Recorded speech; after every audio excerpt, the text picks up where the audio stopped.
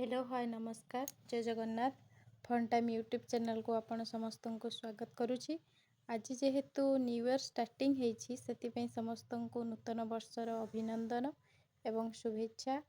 तो आज आम भाविलु कौन गोटे करने नुआ वर्षटा जेहेतु से आम 12टा बेले मटन आणिलु। छोटू मटन खाइबा को टिके पसंद करे तो पापा और काका जेहेतु घरे नहांती से दीदू मटन आनिया को जाइथिले। तो मु छोटू को कही देइथिली जे दीदू तो पई गोटे सरप्राइज आणुचंती। सी खुशी रे दीदू को टिके मटन आन सारिबा परे दीदू को देखिकी टिके हक कर देला। स्पाइसी करके खाइया को हमको टिके भल लागेनी। कम तेल मसला रे हमें भेज हो कि नॉन भेज हो कम तेल मसला रे ही खाऊ।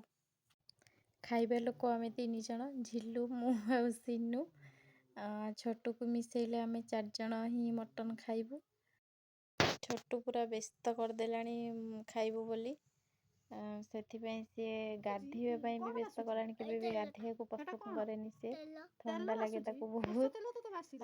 ଆଜି ପୁରା ଗାଧୋଇବ ଖାଇବ ସାଙ୍ଗେ ସାଙ୍ଗେ ସବୁ କାମ ଗୁଡ଼ା ତାର ପୁରା ଜଲ୍ଦି ଜଲ୍ଦି ଦରକାର। ଆଜି ମାମା ମୋତେ ଗାଧୋଇ ଦିଅ, ମାମା ମୋତେ ଖାଇବାକୁ ବାଢ଼ି ଦିଅ, ସେଗୁଡ଼ା ସବୁ ସେ ପୁରା ଜିଦ୍ଦି କଲାଣି। ଆସିକି ତା ଦିଦୁ ଜଲ୍ଦି ଜଲ୍ଦି ରୋଷେଇ କରୁଛନ୍ତି। ଆମେ ଯେଉଁ ପ୍ରୋସେସରେ ରୋଷେଇ କରୁଛୁ ଯଦି ଆପଣମାନଙ୍କୁ ଭଲ ଲାଗିଥିବ ତାହେଲେ ଥରେ ଘରେ ट्राए करेंगे। निश्चय जनइबे हमको कमेंट सेक्शन ले केमती कौन लगुच।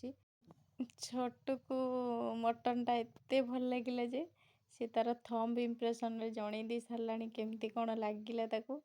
आपण मैंने भी कहिबे। सिनू गोटे कोल्ड ड्रिंक्स आनी थम्स अप टे सेटा आमे एबे पिउछु।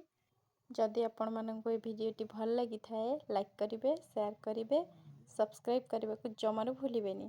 रहिली जय जगन्नाथ।